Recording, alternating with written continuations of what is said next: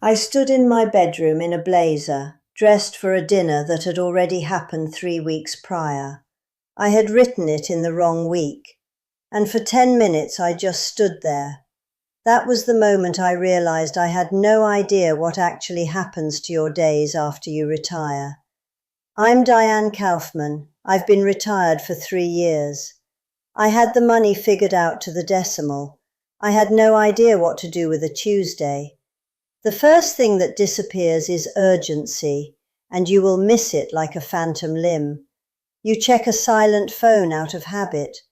The 3 p.m. adrenaline spike that used to structure your afternoon is just gone. I found myself trying to manufacture a crisis by reorganizing the entire pantry.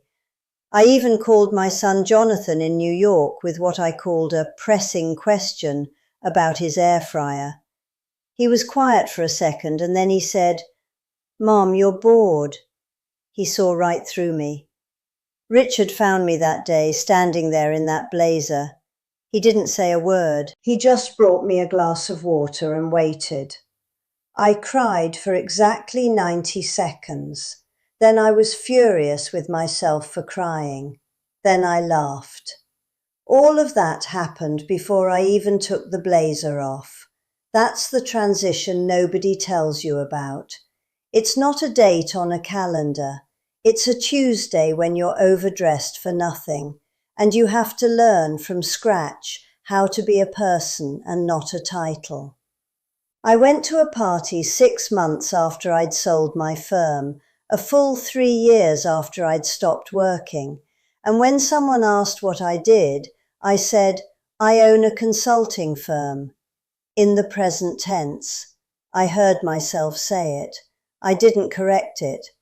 It took me another 6 months to stop doing that. I watched Richard, who never defined himself by his job in the first place.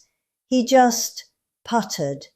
He moved from the garden to the bookshelf to making a soup, entirely at peace. I watched him with great confusion and, I'll admit, occasional resentment. He had figured out retirement in about 6 weeks. I was still dressed for meetings that didn't exist. My daughter Sophie, who is building her own business now, still asks me for advice. And we've developed this careful dance. I wait to be asked. I learned that the hard way. She called me once, exhausted, facing a problem I knew I could solve in 5 minutes. I bit my tongue until it hurt. She figured it out, and when she told me, the pride I felt was entirely different from the pride I used to feel closing a deal. It was quieter, it went deeper, which leads me to the third thing. The problems become quieter, but they are not simpler. The stakes are just different. I once fought a client for a contract worth more than I'm comfortable saying. Last month, I fought with Richard over the placement of a new lemon tree in the garden. I fought just as hard. The sunlight, the drainage, the view from the terrace. I had charts. I lost. And losing that argument about a tree, in the grand quiet of a Florida afternoon, felt disproportionately large.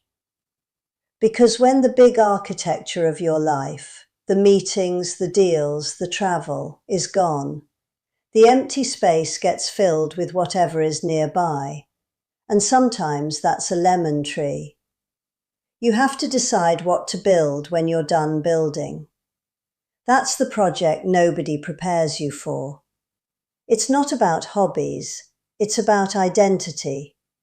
The luxury is real, reading a book in the middle of the day, a spontaneous Tuesday lunch with Sophie and the grandchildren. The discipline is in not just watching the clock move. Your days become yours, completely. And that is a beautiful and terrifying responsibility. What you are left with is yourself. And after 40 years of being good at something else, that can be the most unfamiliar project of all. If any of this sounds familiar, if you're standing in a blazer somewhere, or if you're watching from the other side, still building, leave a comment. I read them. They help. Have you ever stood in the middle of a Wednesday morning in a completely silent house and realized you have absolutely nowhere you need to be? And I don't mean the good kind of nowhere, the vacation kind. I mean the blank page kind. Hey everybody, welcome back. My name is Diane Kaufman. I'm 66 years old, and I want to talk about the thing nobody warned me about, the actual texture of your days when the structure you built for 40 years is just gone. Here's what I actually think. I had the money figured out to the decimal. I had the calendar cleared, the emails forwarded, the last client lunch done. What I did not have was any idea what to do with a Tuesday. The quiet is different. It's not peaceful. At first, it's just empty. Lunch becomes just a meal, not a negotiation. And you realize you've been running on a certain kind of pulse for so long, you don't know how to walk without it. That quiet set the stage for a specific Tuesday I need to tell you about. I was getting dressed for a dinner. I put on this theory blazer. It's a navy one. I'd worn it for important pitches for years. I did my makeup. I stood in front of the mirror and I thought, this feels off. I checked my phone. Nothing. Checked the calendar on the wall. And then I saw it. The dinner I was dressing for? It had happened 3 weeks prior. I'd written it in the wrong week. I just stood there, in the blazer, in the silent bedroom, for a solid 10 minutes, fully dressed with nowhere to go. And then I cried. For exactly 90 seconds, I timed it. Then I was furious with myself for crying. What was there to cry about? Then I laughed, a short, dry laugh. All of this before I even took the blazer off. Richard found me like that. He didn't say a word. He just walked into the room, looked at me in my blazer and heels at 3 p.m, and went to the kitchen. Came back with a glass of water, handed it to me, still silent. That's when I understood what transition actually is. It's not the date you circle on the calendar. It's a Tuesday when you're overdressed for nothing, and the person who loves you just brings you water. That moment was the first real clue. It showed me that the first thing to go, the first real casualty of this whole shift, is urgency. And you know what? You'll miss it terribly. You'll find yourself checking a phone that never buzzes, feeling for that old 3 p.m. adrenaline spike that just isn't there anymore. I once called my son Jonathan in New York with what I called a pressing question about his air fryer. He listened for about 30 seconds and said, "Mom, you're bored, aren't you?" He saw right through me, and he was right, and he was right. But it's more than just boredom. It's that you have to learn how to be a person, not a title. I went to a charity event a few months ago, and when someone asked what I do, I actually stumbled. I'm retired. It felt like a lie. It took me 6 months after I sold the firm to stop saying, I own a consulting business, in the present tense. I'd watch Richard, who never defined himself by his job in the first place, just putter in the garden. He was entirely at peace with being Richard. I was still learning how to be just Diane. Which brings me to the second thing I noticed. The problems become quieter, but they're not simpler. They just expand to fill the space. Last month, my grandson Noah had a school play, a small thing. The question wasn't the money for the flight to New York. It was the jet lag. Was seeing him for 3 hours worth being tired for 3 days? That's the new math. Or with Richard, we'll have a minor disagreement over where to go for dinner, and it feels disproportionately large. Because there's no bigger meeting to rush off to, no client fire to put out. The quiet amplifies the small things. The most honest example of this happened right here. We planted a new Mayor lemon tree in the garden. I had a very specific opinion about where it should go. Sunlight, aesthetics, the whole vision. Richard had a different, very practical opinion about drainage. We debated it for 2 days. 2 days. I fought harder over the placement of that tree than I ever did over a client contract. And I lost. He was right about the drainage. I stood there watching him plant it in his spot, and I thought, this is what we do now. Our battles are over root systems. It's humbling, and it's not simple. But that lemon tree argument was about more than drainage. It was about what to build when you're done building. For 40 years, my canvas was a business plan, a balance sheet, a team. Now my canvas is a garden, a Tuesday, a relationship that needs tending in a new way. It's a different kind of architecture. I mentioned this to Sophie when she came over for lunch last week, one of those spontaneous Tuesday lunches that are now possible. Claire was drawing at the table, and Noah was negotiating for extra cookies. Sophie looked tired in that specific way of a woman building something. She asked, "So what are you building now, Mum?" It was the first time anyone had put it that way. Here's what I actually think. I'm building a different kind of elegance. My mother built it with very little, a sense of order, of quiet pride, of knowing who she was in a room, even if the room never noticed her. I have all the resources she didn't, and I'm still working toward that. It's not a business plan. It's the plan for a day well lived. Richard, of course, had a take.